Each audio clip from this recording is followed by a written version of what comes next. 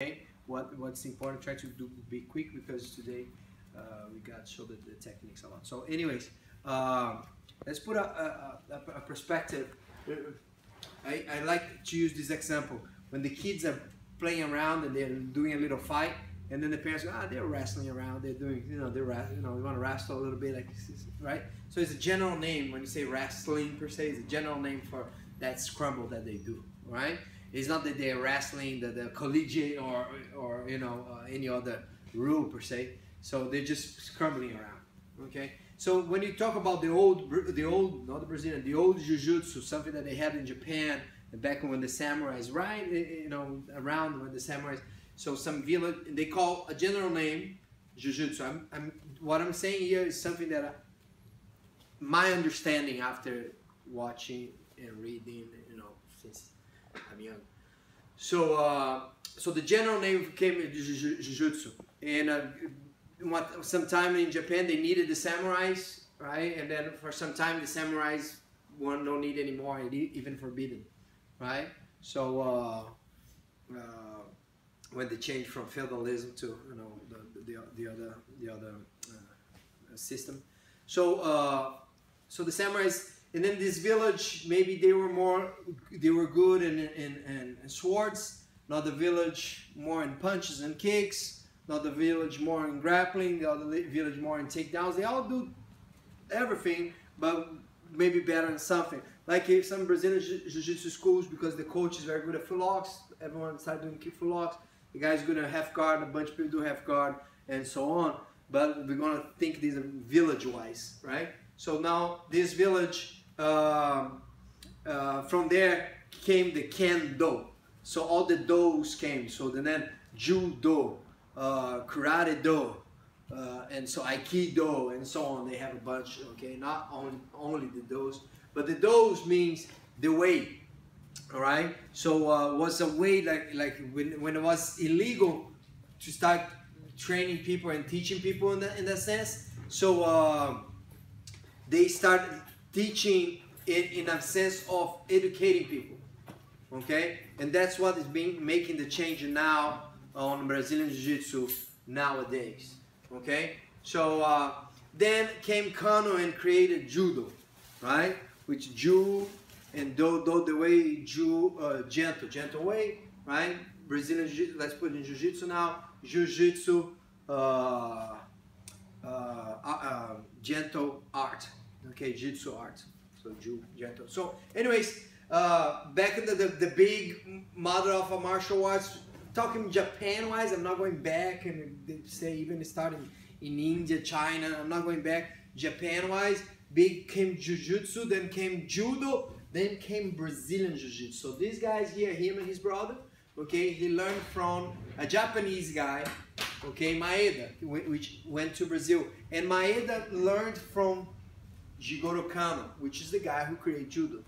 So Kano, they started with 12 mats. Okay, 1, 2, 3, 4, 5, 6, 8, 12. That's what is called today Kodokan. It was called Kodokan back then, but now it's a building 3 or 4 stories, many people, and then from there they even made the sport become Olympic, and so they start putting these guys, the first, I don't know, I need to get better on that, but the first, let's say, students of Canada, they start going abroad and they start, showing Judo to people, and the same way the Gracies did, okay, showing Jiu-Jitsu to, to the world, and so they're going, thinking about that.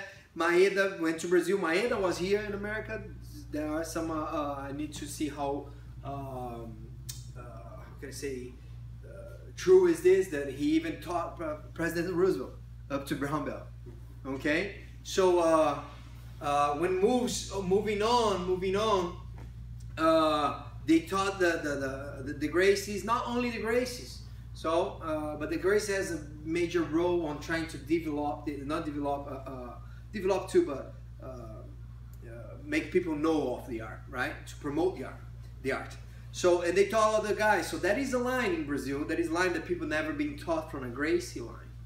Okay, because Maeda, when he was in Brazil, he just didn't teach the Gracies only. He taught other people, right? So that is that line too. But the Gracies got a major role. And then once the people so Maeda was not only the only one, he was the only one to be the one who brought Jiu-Jitsu to Brazil, or Brazilian Jiu-Jitsu, because they changed it a little bit. But he was not the only one who brought Judo to Brazil. When people study Judo in Brazil, they blame other people for bringing Judo into Brazil. Okay, so not just Maeda. So now, but Maeda is directly the only guy with the Brazilian Jiu-Jitsu. So Brazilian Jiu-Jitsu came from Judo. Okay, so just I think it's not something so because you know the history or story is told by other people, and they tell the stories that they want to say many times. But my understanding is, of course, the Gracies decided that the ground fight is more important than just many throws, just the throws, and then when the whole thing started, which I agree in a sense. Okay, yes, but I also, and then because it became a sport, but I'm going too far, I'm going to go back. Because it became a sport, people are not training takedowns anymore. Okay, which the Gracies didn't do. They still trained their takedown, but they focused on the ground. They did the takedown, they did the self-defense, they did everything. But let's focus more on the ground. Went too far when the sport-wise, people are not even learning takedowns anymore. They're just going for, you know.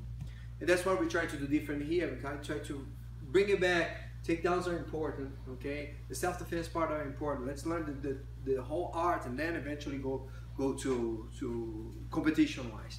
Like this morning, I was telling the kids, competition. Today's competition class, right?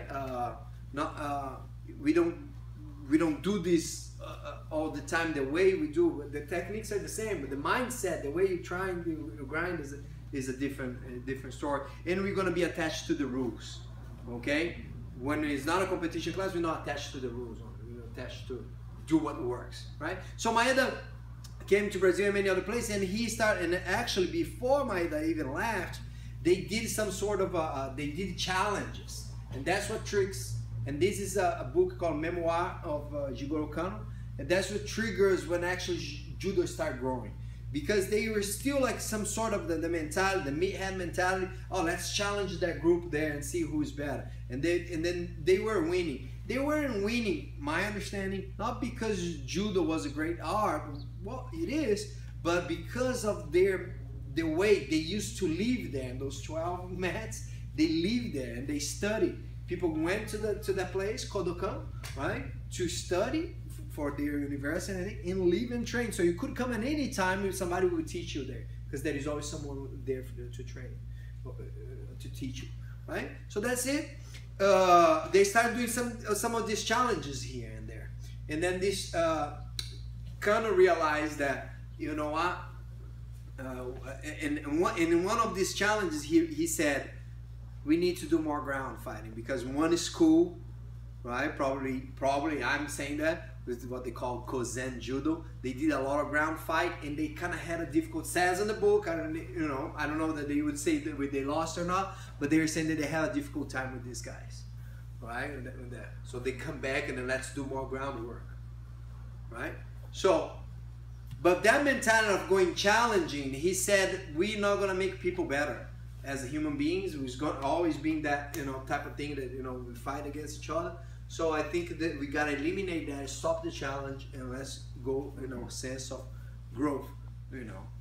So, but again, my understanding, maybe Maeda didn't like that, because like they did in Judo, they went to a place and they found out that we need to train this better. It's like going to a competition. You go there, you find out your mistakes, you come back here, you train better, right? To try to focus in it, right? So Maeda thought, maybe there were not competitions back then, we need to do this challenge to keep evolving. And that's Renzo Gracie saying in one of the videos you can find on YouTube, the Brazilian reality, because people fight on the streets, that caused Jiu-Jitsu, Brazilian Jiu-Jitsu now, not the old one, Brazilian Jiu-Jitsu to evolve.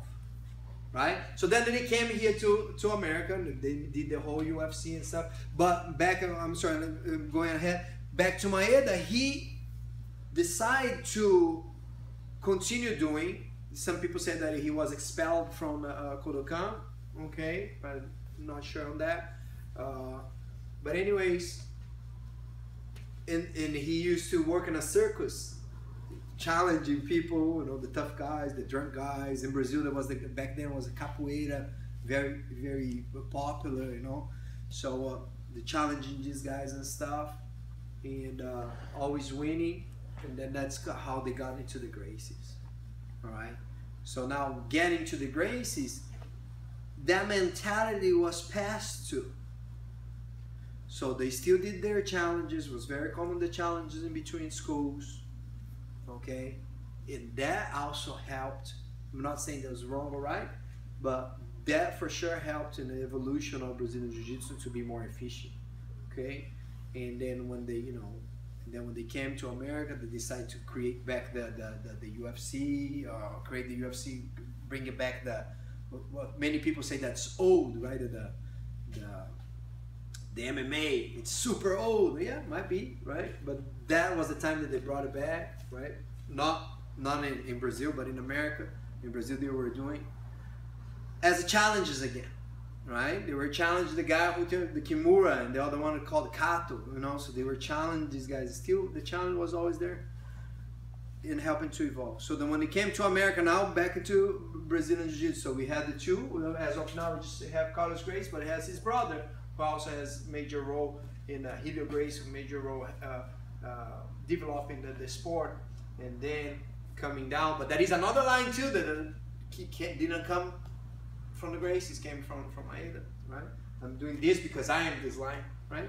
So, and then over here would be Maeda and Jigoro Kano, the judo guy. So anyways, came to America in 1993, was the first UFC. Right? We are in 2016, it's 23 years only old, right?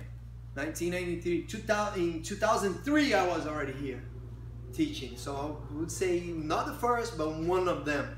And not, you guys not the first, but you know, it's big. You might go to a world championship and see a lot of people, yeah, but all of them and all of you are now part of history. It's just, you know, in America, 20 years old, Brazilian Jiu-Jitsu.